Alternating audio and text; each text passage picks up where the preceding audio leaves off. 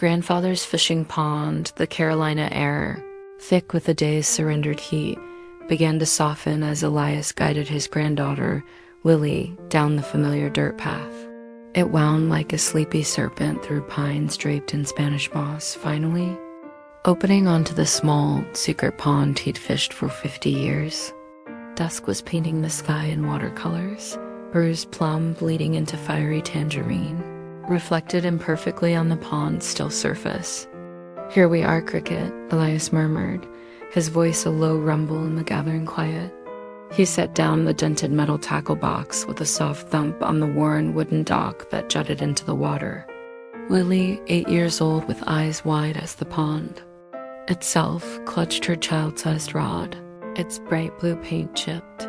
The water whispered secrets against the reeds fringing the bank, a gentle, rhythmic lap, lap, lap. That was the pond's steady heartbeat.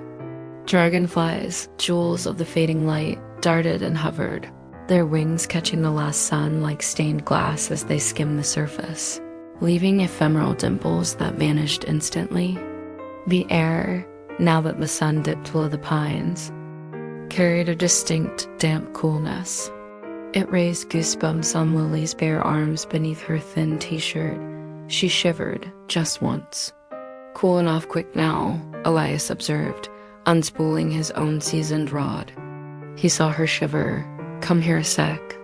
He knelt, his knees protesting softly on the sun-warmed planks. His large, calloused hand enveloped hers, the one not gripping the rod. The contrast was immediate and profound. His palm was furnace warm, rough as tree bark, radiating a deep, comforting heat that seeped into her chilled fingers. Her small hand felt impossibly delicate within his, a sparrow in a work glove. The cool evening air swirled around them, but where their hands met, a tiny island of warmth bloomed, anchoring her. He guided her small fingers through the simple ritual, pinching a squirming earthworm onto the hook. "He don't mind much," Lily promised, attaching the bright red and white bobber just so. "Eyes on this now. When it ducks, you set the hook," and demonstrating the gentle flick of the wrist to send the line whispering out over the darkening water. The plop of the bobber was surprisingly loud in the stillness, sending concentric rings shimmering towards. The reeds where the water's soft lapping continued its endless conversation. Then came the shared silence. It wasn't empty. It was dense with the life of the pond settling into night. The drone of cicadas pulsed from the trees. A bullfrog croaked a bass note from the far bank. A fish, perhaps a bream, broke the surface with a soft thoop near a cluster of lily pads. Elias sat back on the weathered bench bolted to the dock, his pipe unlit in his mouth, his gaze fixed on the twin bobbers resting on the indigo water. Lily stood beside him, leaning slightly against his side, her own small bobber a beacon in the gloom.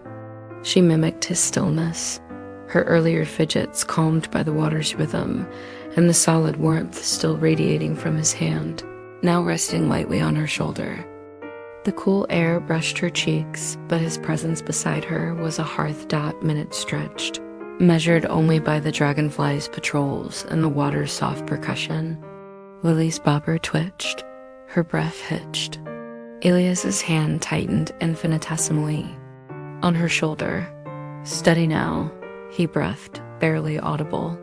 The bobber jiggled again, then dipped decisively beneath the inky surface. "Now," Elias whispered urgently. Lily yanked back with all her might, the rod bending in a satisfying arc. "Grandpa, I got one." "Easy, easy now," Elias chuckled, a warm sound in the cool air. He moved behind her, his large hands gently guiding hers on. The rod, teaching her the dance of give and take. Real slow, let him run a little. There, bring him in gentle. His breath, warm on her cool neck, smelled of pipe tobacco and peppermint. The fish, a shimmering bluegill no bigger than her hand, broke the surface, fighting valiantly against the thin line. Elias scooped it deftly with the net. They knelt together on the dock, the rough wood cool beneath their knees. The fish lay, gasping in the net, its scales catching the last ambient light like tiny mirrors. Lily touched its cool, slick side with a tentative finger. "He's beautiful, Grandpa." "He is," Elias agreed softly. "Strong little fella." He carefully worked the small hook free. "Now, watch close." He lowered the net back into the water.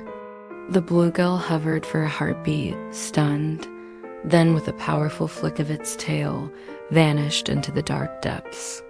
A final swirl of bubbles marked its escape. "Bye-bye, fish," Lily whispered, a smile blooming on her face. They sat back, the shared effort and release leaving a warm contentment between them, a counterpoint to the deepening chill in the air. Elias relit his pipe, the match flaring briefly, illuminating the deep creases around his eyes before settling into a warm, fragrant glow. Lily nestled closer, absorbing his warmth, watching the smoke curl and vanish into the indigo dot above. Moon, a luminous pearl, had risen, casting a silver path across the pond. The dragonflies had vanished, replaced by the silent flutter of bats. The water where the bluegill had disappeared still held faint, expanding rings. Lily pointed. "Look, Grandpa." "The ripples." Elias nodded, puffing slowly on his pipe. "Yep, everything leaves a mark, Cricket, even little fish." They watched, wrapped in their shared silence and the contrasting temperatures, the cool night air raising the hairs on their arms, the residual warmth of their closeness, the lingering heat of the dock planks beneath them. The ripples grew, wider, fainter, their energy dissipating. They merged with the moon's shimmering reflection, becoming indistinct silver undulations on the obsidian surface. Slowly, inevitably, the ripples smoothed out. The water near the reeds returned to its gentle rhythmic lapping. The pond settled back into its nocturnal stillness, the surface now a flawless expanse of liquid moonlight, holding only the reflection of the silent pines and the vast, star-strewn Carolina sky.